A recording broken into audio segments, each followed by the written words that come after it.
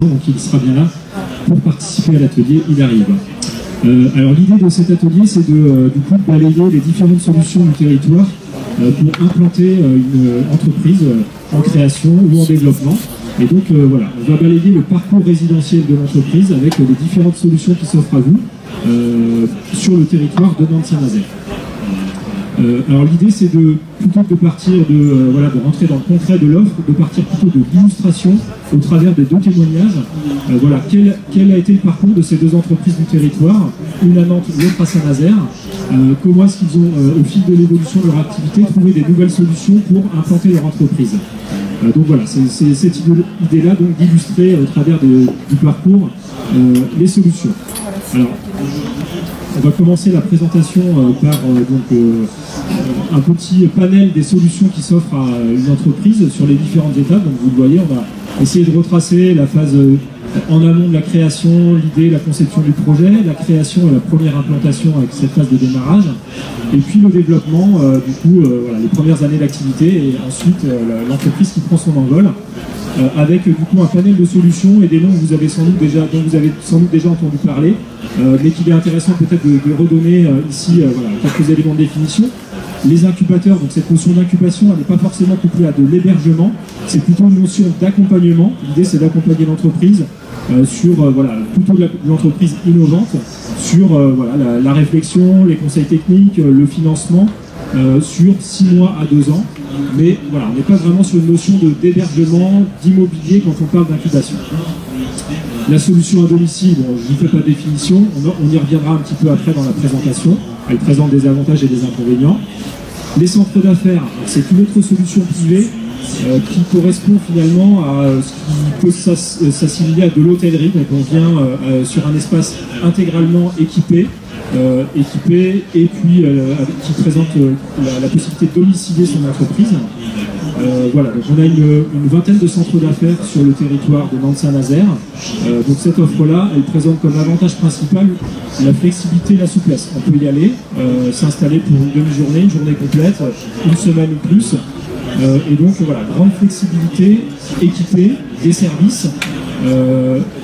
L'inconvénient par contre en retour, c'est que en cas de développement de l'activité, on peut avoir du coup sur cette solution-là des coûts relativement importants puisque on paye finalement la flexibilité et la souplesse du dispositif. Mais ça fait partie d'une offre qui est quand même pertinente et intéressante pour des entreprises qui démarrent. La solution pépinière, on va y revenir un peu plus dans le détail puisque ça fait partie de l'offre du territoire qui est vraiment très très adaptée à des entreprises en création. Et puis nos deux entrepreneurs ici présents sont passés par cette solution pépinière d'entreprise, donc on y reviendra dans le détail. Le coworking également, une offre qui est en plein développement sur le territoire, qui répond bien à des entreprises aussi qui sont dans une phase de démarrage. L'hôtel d'entreprise, c'est aussi un sujet sur lequel on reviendra puisque West Media est actuellement hébergé dans un des hôtels d'entreprise du territoire. Hôtel d'entreprise, pépinière d'entreprise, ce sont des offres publiques, là où le reste des solutions est privé. Et puis le parc immobilier privé, puisqu'il faut savoir que sur le territoire, la majorité de l'offre est privée, et donc des propriétaires privés, des promoteurs qui mettent du coup en location ou en vente leurs bâtiments, et donc tout ça passe principalement par des agences immobilières. Alors avant de rentrer dans le détail des deux offres dont je vous ai parlé tout à l'heure, pépinière d'entreprise et coworking et hôtel d'entreprise, l'idée c'est du coup de donner la parole à nos témoins pour qu'ils puissent dans un premier temps dire qui ils sont, quelles activités ils ont, et puis en 2-3 mots quel a été leur parcours immobilier. Donc on va commencer par Mathieu Delraux de la société HDB Technologies, qui est donc une agence digitale, mais Mathieu Delraux va nous en dire plus. Je sais pas, c'est bon, vous m'entendez? Donc bonjour à tous, Mathieu Delraux.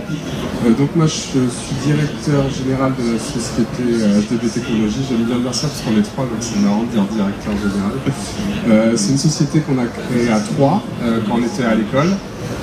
Cette société a pour vocation de créer des sites internet, des applications mobiles pour des entreprises, pour des e-commerçants, pour des porteurs de projets.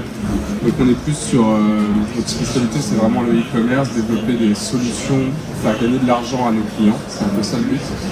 Et au tout début, donc on a été hébergé par notre école. Pendant 6 mois, on est resté dans la salle de l'imprimante, donc c'était assez marrant. On entend passer. Et puis au bout de 6 mois, on a créer vraiment la société. Au début, c'était plus du bricolage et on est allé dans une pépinière. Donc ça a duré 2 ans, c'était vraiment génial. L'avantage d'une pépinière, c'est qu'on est entouré d'entrepreneurs qui démarrent, qui vivent les mêmes choses que nous. Souvent, il y a des sociétés d'accompagnement aussi dans ces locaux qui sont là pour répondre à nos questions, pour nous aider quand on a des problèmes. Et puis au bout de 2 ans, la pépinière c'est bien, mais on a envie d'autre chose, on a envie de changer. Donc on est allé dans un espace de coworking qui loue des bureaux.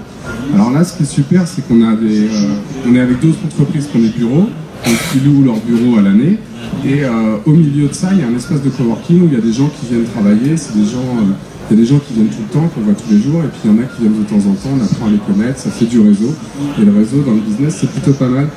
Et ce qui est bien avec l'espace de coworking aussi, c'est que quand on a des tâches à faire qui sont un peu chiantes, qu'on est dans notre bureau, on peut aller au milieu de l'espace de coworking et se retrouver dans un autre espace de travail qui permet de changer un peu, de se concentrer différemment. Et, voilà. On reviendra dans le détail sur du coup, les avantages et inconvénients de ces 2 solutions, pépinière et coworking. Donc merci Mathieu. Pierre Minier de la société West Media. Alors, on a 2 entreprises qui sont un petit peu dans les mêmes secteurs d'activité. C'est le hasard, on aurait très bien pu vous présenter d'autres parcours. Il est bien évident que ces 2 sociétés ont des besoins qui sont plutôt des besoins tertiaires de bureaux. Voilà, mais l'offre qu'on vous présente, alors peut-être pas le coworking, mais la partie pépinière hôtel d'entreprise présente bien évidemment aussi des locaux d'activité qui peuvent répondre à des entreprises qui sont plus dans les services avec du stockage ou de l'artisanat. Donc je laisse la parole à Pierre Minier pour nous présenter son activité et puis voilà comment est-ce que si l'activité a évolué au fil du temps, en quelle année elle a été créée, combien vous êtes aujourd'hui. Bonjour, je m'appelle Pierre Minier, donc j'ai créé West Media il y a 15 ans, en juillet 2002, c'est une société qui est issue de l'ancienne économie. Je suis un ancien journaliste et jusqu'à il y a 18 mois, c'était une agence de presse qui était centrée sur la production photo-vidéo. On a muté de façon assez drastique il y a 18 mois et on est aujourd'hui sur le marché de l'EdTech et on produit du MOOC et de la vidéo à vocation pédagogique, des webdocs interactifs et beaucoup de contenu à base de réalité virtuelle, incluant des parcours pédagogiques.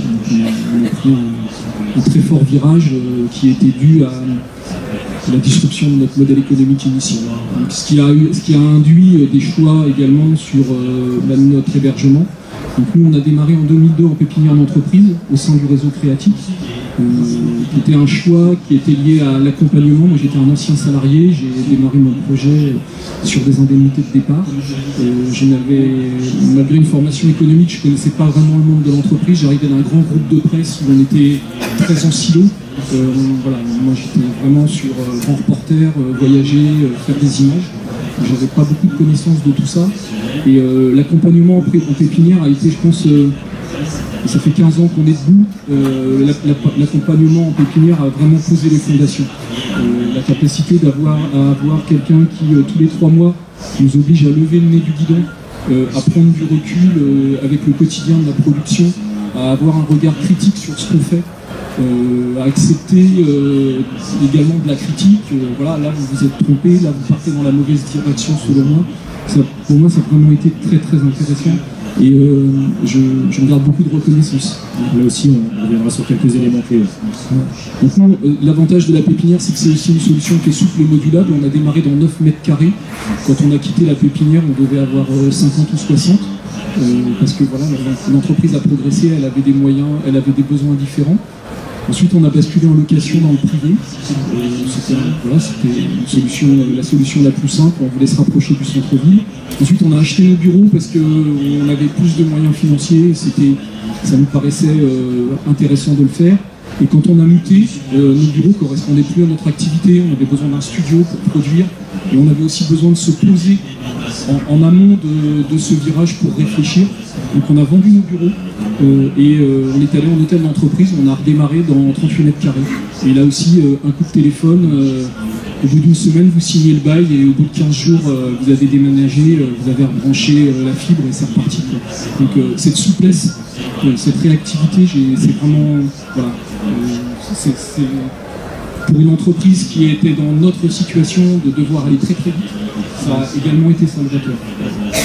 Et dans moins d'1 an, on va racheter des bureaux, parce que, enfin, tout du moins des locaux dans lesquels on aura notre studio. Mais là, on a redémarré dans 38 à Malève, qui est un hôtel d'entreprise dans le Bas-Champnay. On a 80. C'est toujours le même principe. Vous émettez un besoin, vous dites je vais avoir besoin de surface supplémentaire. On vous met sur une liste d'attente et puis ça peut aller très très vite. Donc, souplesse et réactivité, je dirais que ça résume bien aujourd'hui, en tout cas ce que nous on vit au quotidien en hôtel d'entreprise. Très bien.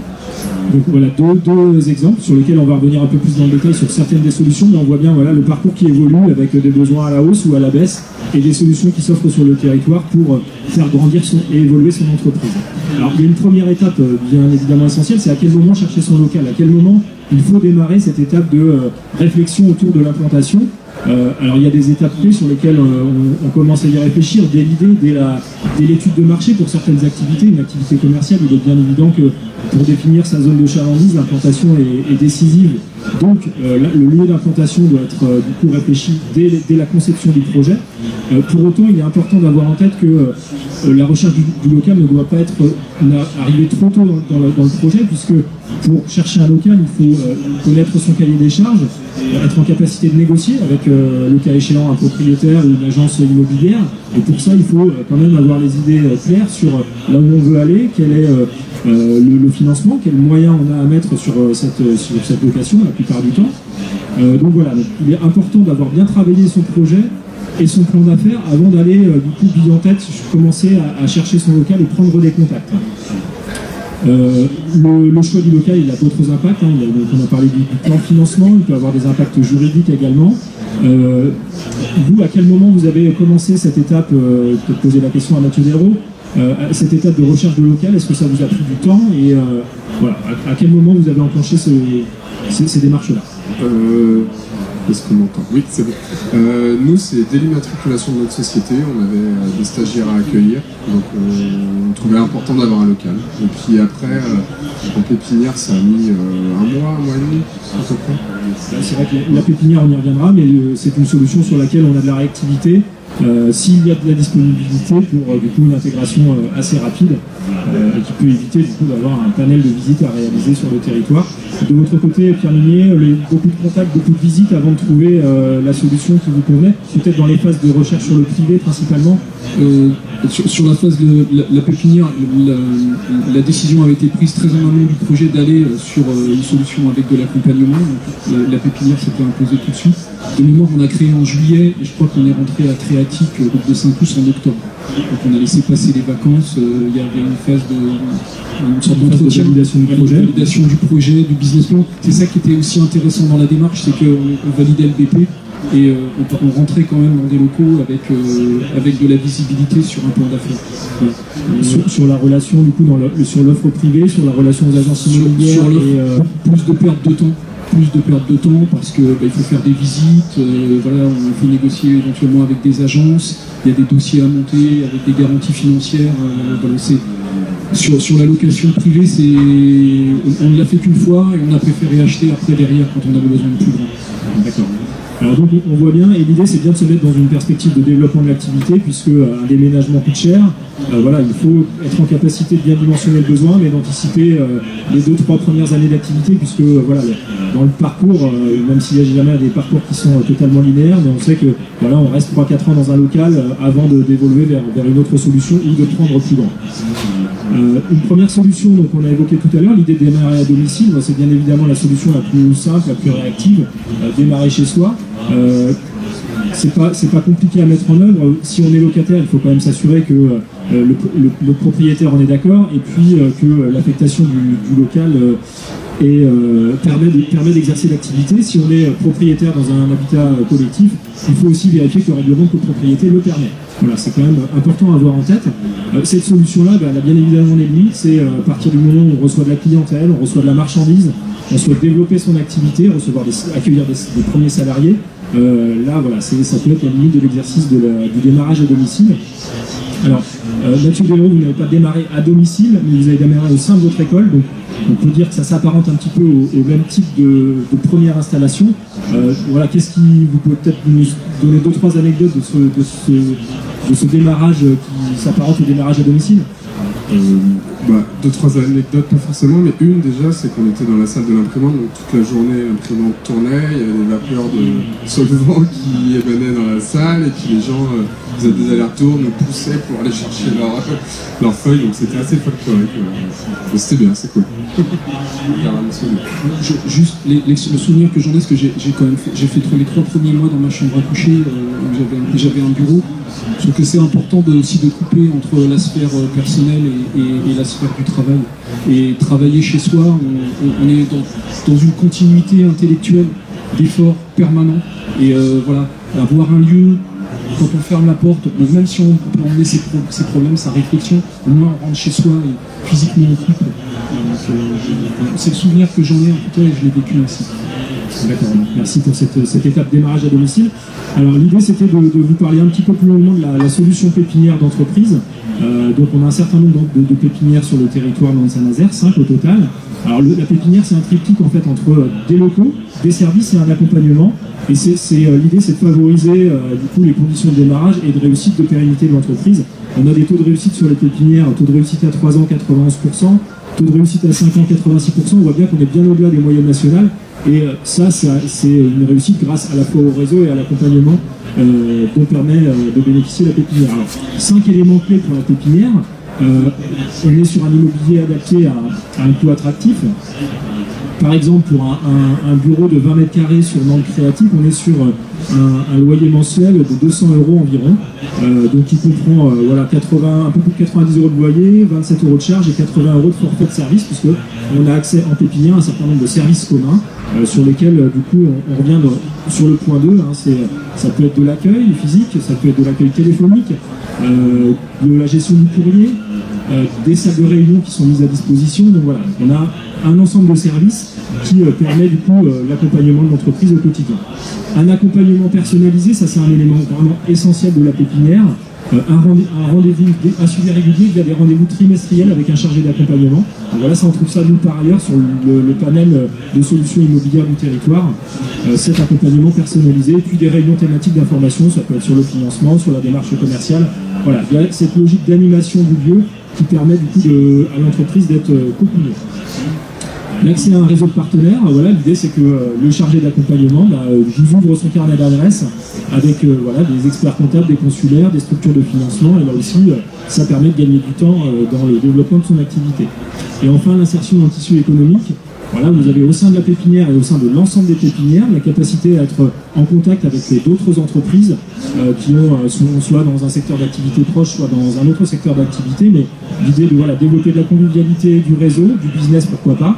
Voilà, donc 5 éléments clés sur la pépinière, ça c'est essentiel à avoir en tête.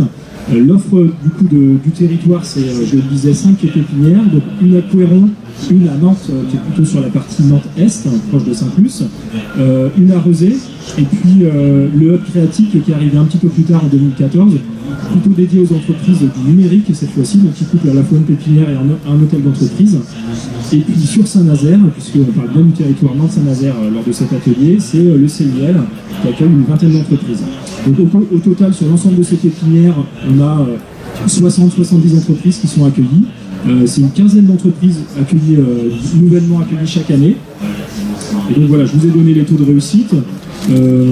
Sur la durée d'occupation, on est sur des conventions d'occupation de 24 mois renouvelables. Donc voilà, on est sur un temps court. L'idée c'est bien d'accompagner le démarrage de l'activité et puis que l'entreprise puisse derrière rebondir vers une solution autre, soit sur le parc privé, soit en hôtel d'entreprise par exemple. Ce que je peux vous dire de plus sur les quelques chiffres clés sur les pépinières, c'est 500 entreprises accueillies depuis les années 80 sur Nantes. L'âge moyen des créateurs c'est 40 ans et la surface moyenne des locaux loués c'est 35 mètres carrés. Quelques chiffres clés qui permettent de mieux comprendre ce qu'est la pépinière. Alors avant de passer à la partie coworking, vous en avez déjà parlé un petit peu, mais vous avez parlé des avantages, la mise en réseau, l'accompagnement. Quel est pour vous du coup vraiment l'élément clé qui fait que la pépinière a été différenciante pour vous sur les premières années de votre activité? On va peut-être commencer par Mathieu Delroux. À peu près tous les points que vous avez évoqués. Non mais c'est un ensemble de services qui fait que c'est vraiment bien. Et vous, Pierre Mignet, qu'est-ce qui vous a manqué à la sortie de la pépinière après les quelques années passées à Nantes Créatique? Ce qui manquait déjà, c'est qu'on ne voyait plus les personnes avec lesquelles on avait noué des contacts. Je trouve que c'était, on a gardé pas mal de liens avec des entreprises, pour celles qui ont poursuivi. Je continue à travailler avec une depuis une quinzaine d'années suite aux contacts qui ont été noués. Moi, je dirais que c'était une expérience globalement positive. À un moment, il faut couper le cordon, il faut y aller. Mais moi, j'en ressors que des points positifs. Vraiment. Vous êtes sorti principalement parce que vous étiez en fin de convention d'occupation finalement. On est sorti au bout de 18 mois. On est parti au bout de 18 mois parce que pour des raisons personnelles, on voulait se rapprocher de notre domicile. Et puis on voulait plus grand. Il fallait évoluer. C'était le moment d'y aller. Donc voilà, sur cette solution pépinière, l'acteur sur le territoire de Nantes, c'est Nantes Métropole Aménagement. Ils ont un stand sur l'espace de la fabrique à entreprendre, donc n'hésitez pas à les voir, les interpeller sur ces questions de pépinière.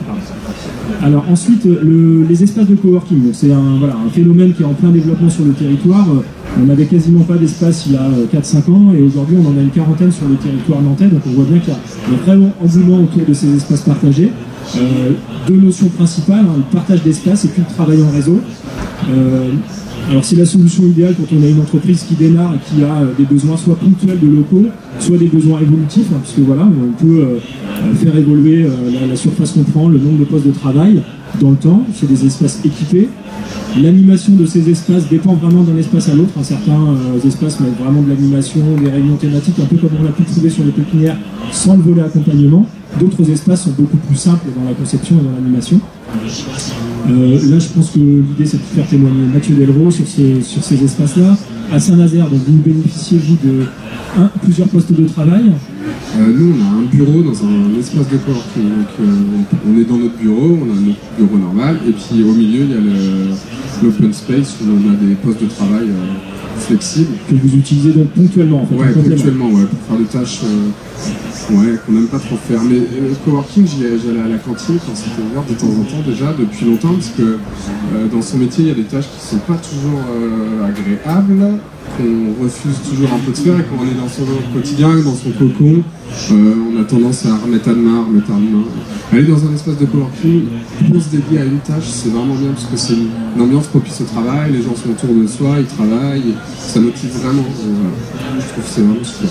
Quel prix est pratiqué sur Saint-Nazaire, sur l'espace dont vous C'est 15 € la journée pour un poste de travail. Et la plupart des gens, c'est des travailleurs indépendants qui viennent faire leur compta, par exemple, une fois par mois, ou qui viennent de temps en temps. Et il y a aussi beaucoup de télétravailleurs, parce que ça se fait de plus en plus des gens qui sont embauchés par des boîtes qui n'ont même pas de bureau dans le coin, qui travaillent de chez eux. Ça change la vie quand même.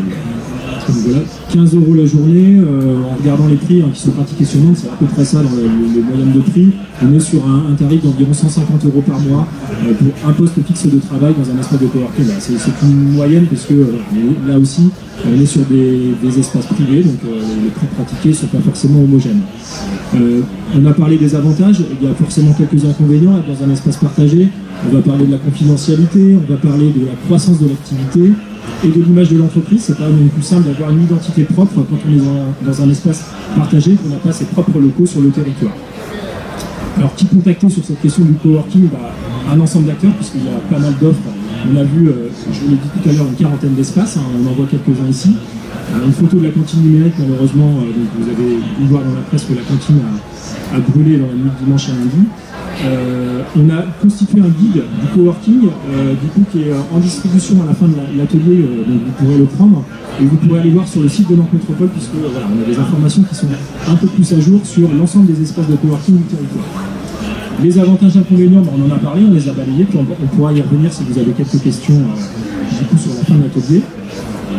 Alors l'offre hôtel d'entreprise, là aussi c'est un terme dont vous avez sans doute entendu parler. On est sur une offre publique qui là aussi se veut flexible et de courte durée.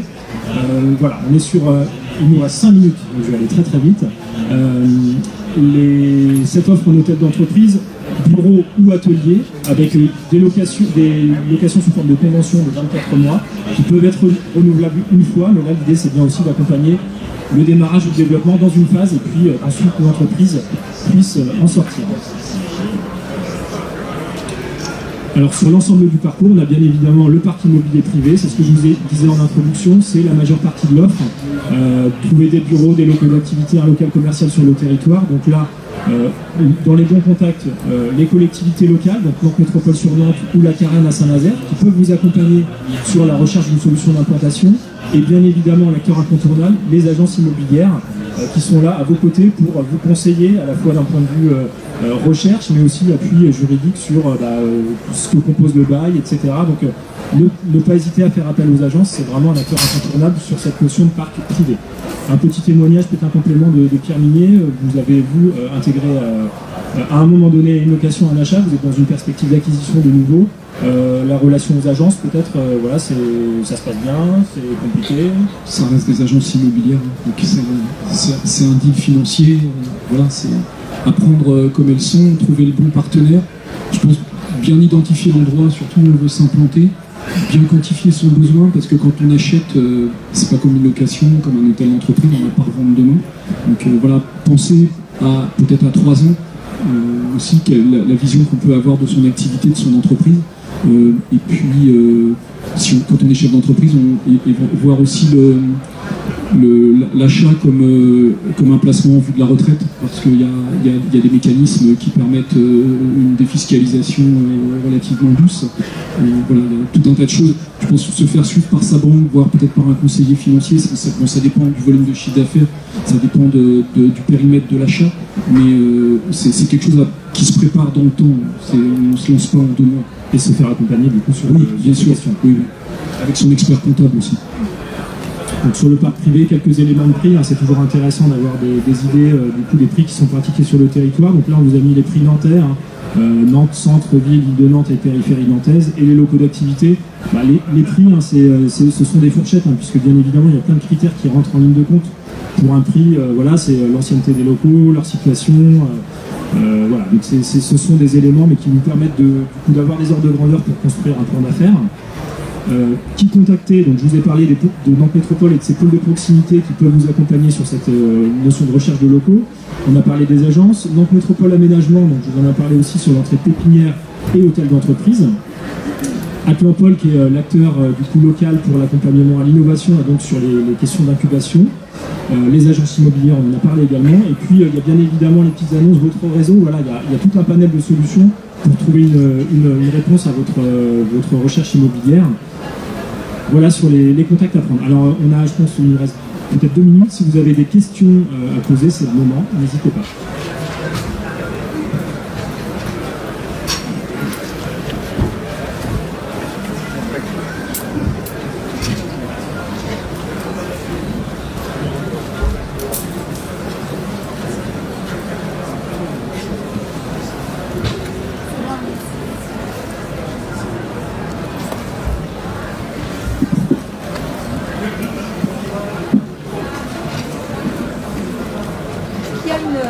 Est-ce qu'il y a une liste disponible des incubateurs aussi?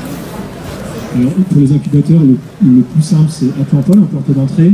Et après, il y a les grandes écoles du territoire, École d'Émile, Audencia, École Centrale, qui disposent d'espaces d'incubation. Et sur l'entrée économie sociale et solidaire, les éco-solides, il y a le Solilab qui propose aussi cette notion d'incubation.